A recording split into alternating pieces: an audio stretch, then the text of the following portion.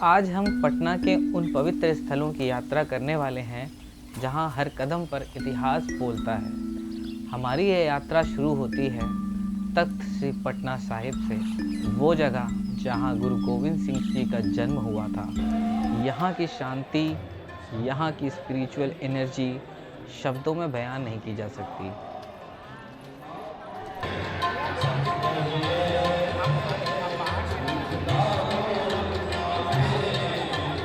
Hello friends, today I am at Gurudwara Patna Sahib in Bihar. This is the birthplace of Guru Gobind Singh, the 10th Guru of Sikh. This is the one of 5 Takht of Sikhism. So being it second Takht, Takht means the seated spiritual and temporal authority in Sikhism. So let's explore this divine and spiritual site in Patna with me.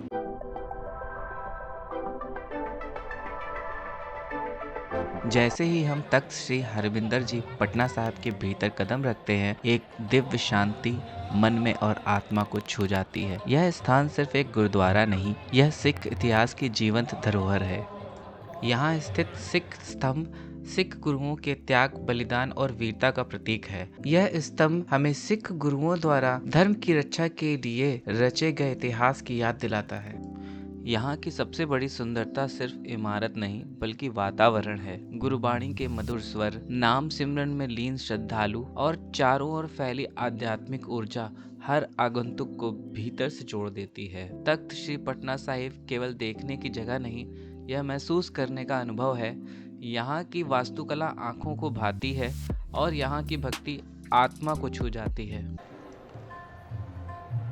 इन चित्रों में झलकती है अन्याय के विरुद्ध खड़ी वह ताकत जो तलवार उठाती है, लेकिन उद्देश्य केवल धर्म की रक्षा ही होता है। सिख गुरुओं ने सिखाया, वीरता क्रोध से नहीं बल्कि कर्तव्य से जन्म लेती है। सिखों का इतिहास बलिदानों से भरा है, पर यह बलिदान सत्ता के लिए नहीं बल्कि मानवता, समानता और धर्म की स्वतंत्रता के लिए थे। यह त्याग आज भी हमें सही राह दिखाता है। यहाँ आकर मुझे भी सिख गुरुओं के बारे में बहुत सारी जानकारी मिली और इस वातावरण में मैंने भी अपना अनुभव किया।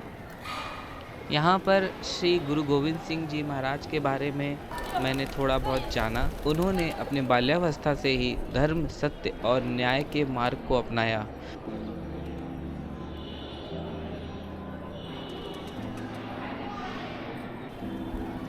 आप देख सकते हैं कि यहाँ पक्षियों को भी इतनी केयर की जाती है। गुरुद्वारे के पीछे का प्रांगण पक्षियों के लंगर से भरा रहता है हमेशा, तो ये भी बहुत अच्छा एक्सपीरियंस रहा।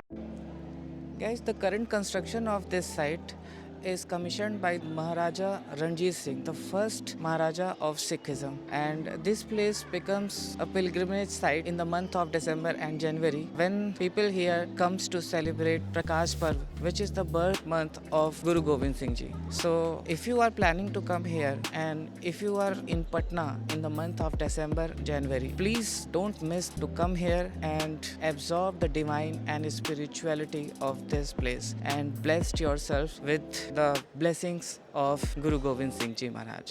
दोस्तों, जब भी आप पटना साहिब आएँ तो यहाँ का लंगर बिल्कुल भी मिस मत करें। यहाँ लंगर हर समय चलता रहता है, तो आप किसी भी समय आओ तो यहाँ पर प्रसाद की तरह ये लंगर ज़रूर खाइए। तो यहाँ पर सेवा भाव से आपको लंगर परोसा जाता है और वो सच में बहुत स्वादिष्ट होता है। तो यहाँ का लंगर बिल्कुल भी मिस नहीं करना चाहिए। दोस्तों, यहाँ का दर्शन करने के बाद अब हम आपको थोड़ी ही दूर आगे चल के लिए चलते हैं बाल लीला गुरुद्वारा की तरफ। रास्ते में आप देखिए लकड़ी से बने हुए हैंडीक्राफ्ट वाले आइटम्स सारे बिक रहे होते हैं। आप यहाँ से सुवीनियर के तौर पर कुछ खरीद सकते हैं। बाल लीला गुरुद्वारा तक इसी तरीके से हैंडमेड आइटम्स आपको देखने को मिल जाते हैं। ये है बाल लीला गुरुद्वारा, जहाँ गुरु गोविंद सिंह जी ने अपने बचपन का समय बिताया। कहते हैं कि यहाँ की दीवारों में आज भी उनके बाल लीलाओं की गूंज सुनाई देती है। यहाँ का शांत वातावरण सच में आज भी मानो गुरु की उपस्थिति का आभास कराती है।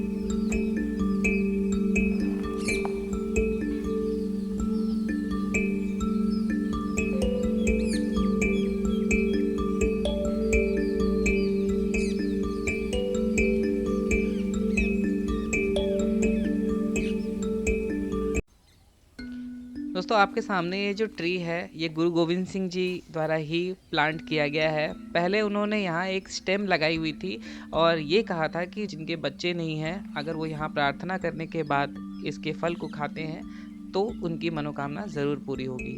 तो भक्त यहाँ भी बाल लीला गुरुद्वारा आके इस पेड़ के पास आकर प्रार्थना करते हैं और उसके फल को खा के अपनी मनोकामना पूरी करते हैं।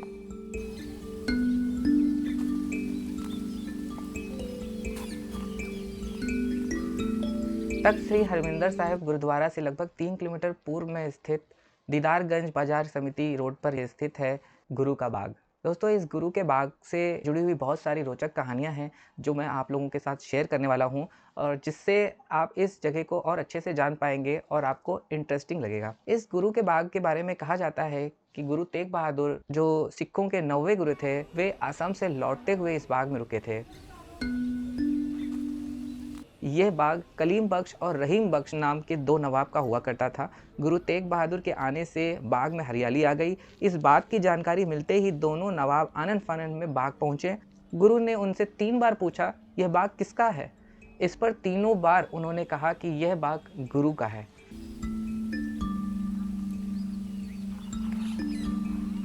कलीम बख्श और रहीम बख्श की विनती पर गुरु तेग बहादुर ने अपना कड़ा खोलकर यहाँ स्थित एक कुएं में डाल दिया जिससे इस जल में चमत्कारिक शक्तियाँ आ गईं।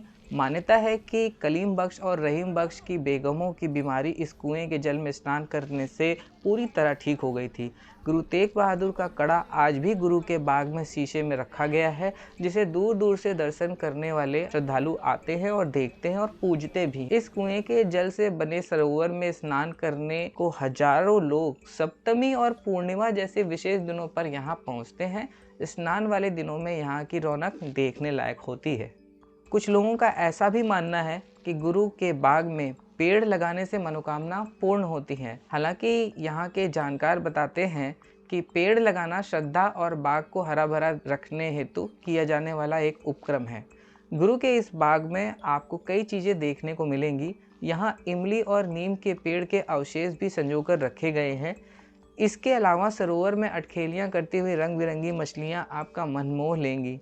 चलिए अब आपको लिए चलते हैं गुरु के बाग के बगल में ही प्रकाश पुंज म्यूजियम की तरफ। यह म्यूजियम बिहार टूरिज्म की तरफ से गुरु गोविंद सिंह जी की 350वीं वर्षगांठ पे समर्पित किया गया था सिखों को। इस म्यूजियम में मात्र 50 रुपए की टिकट है। समय सुबह 10 बजे से शाम को 5 बजे तक का है। अंदर का जो पार्क है वो एक थीम पार्क है जहाँ चारों तरफ फाउंटेन्स लगे हुए हैं और सिखों से उनके गुरुओं से जुड़ी हुई कुछ चित्रकारी भी वहाँ पर दिखाई गई है उसे थीम लुक देने के लिए। यहाँ अंदर कुल मिला के 7 हॉल हैं जिसमें 2 गैलरी हैं जहाँ पर सिख गुरुओं से जुड़ी हुई बिलोंगिंग्स और उनके द्वारा इम्पोर्टेंट हिस्टोरिक फैक्ट्स जो दिखाए गए हैं। यहाँ पर 4 ऑडिटोरियम भी हैं। टॉप फ्लोर पर वीडियोग्राफी अलाउड है लेकिन हॉल के अंदर वीडियोग्राफी बिल्कुल अलाउड नहीं थी। इस वजह से हमने वहाँ की वीडियो आपको नहीं दिखा पा रहे हैं। फ्रेंड्स ये है एक म्यूज़ियम सिखिज़म की जहाँ पे आपको सारी इन्फॉर्मेशन यहाँ पे मिलती है। यहाँ आना मस्ट विज़िट लगा मुझे। 50 रुपये की यहाँ की टिकट है और ये जगह खूबसूरत होने के साथ साथ इन्फॉर्मेटिव भी है। अगर आप सिखिज़म को जानने में इंटरेस्ट रखते हो तो ये जगह आपके लिए ही है। मुझे अभी तक की जितनी भी जगह मैंने घूमी ये वन ऑफ द ऐसी प्लेस है जहाँ पे मैं जाना बिल्कुल रेकमेंड करता हूँ। अगर आप बिहार पटना में आए हो तो ज़रूर इस जगह को विजिट करिए। टॉप फ्लोर पर जो व्यू है आप देखिए। यहाँ पर सामने हमें एक पेन स्वॉर्ड देखने को मिली जो कि बहुत ही खूबसूरत है। छत के बिल्कुल बीचों बीच में रखी हुई है। सिखों की वीरता से जोड़कर देखा जा सकता है और यहाँ इनसे जुड़ी हुई इंफॉर्मेशन भी लिखी हुई है। छत से इस पार्क का जो एरियल व्यू है वो भी बहुत ही सुंदर है। जगह बिल्कुल साफ सुथरी है और टूरिस्ट के लिए वेलकमिंग है। अभी मैंने म्यूज़ियम में देखा एक फ़ोटो ऐसी थी जो कि छोटी छोटी फ़ोटो से मिलाकर उस बड़ी फ़ोटो को डिज़ाइन किया गया है। तो अगर आप गुरु का बाग यहाँ घूमने आए हो तो ये जो थीम पार्क है, अगर आपको सिखिज्म से रिलेटेड जानकारी में इंटरेस्ट है तो इस प्रकाश पुंज म्यूजियम मिस ना करें।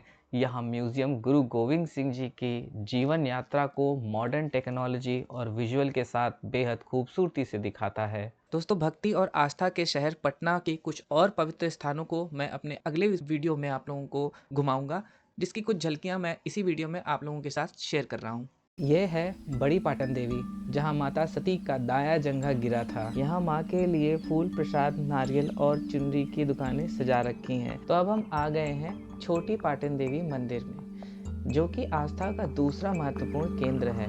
मान्यता है कि यहाँ माता सती का बायां जंघा गिरा था। अब आपको ले चलते हैं पटना के मॉडर्न चार्म की ओर, और इस खूबसूरत दिन का परफेक्ट एंड होता है यहाँ पटना मरीन ड्राइव, जहाँ एक ओर बहती गंगा और दूसरी ओर शहर की चमक आपको एक अलग ही शांति देती है। दीघा से दीदारगंज के लिए बना हुआ ये मरीन ड्राइव पटना के आधुनिक कंस्ट्रक्शन का एक नमूना है। दोस्तों, पटना के इस वीडियो को अभी यहीं पे एंड करते हैं। वीडियो कैसी लगी आप कमेंट्स करके ज़रूर बताइए, और अगर वीडियो अच्छी लगी तो लाइक ज़रूर कर If you दीजिए। like my video, please share this video to your friends also and hit the like button. And if you are new in my channel, please subscribe my channel to watch similar type of videos. Thank you. Waheguru ji ਦਾ ਖਾਲਸਾ, ਵਾਹਿਗੁਰੂ ਜੀ ਦੀ ਫਤਿਹ। ਧੰਨ ਧੰਨ ਸਤਿਗੁਰੂ।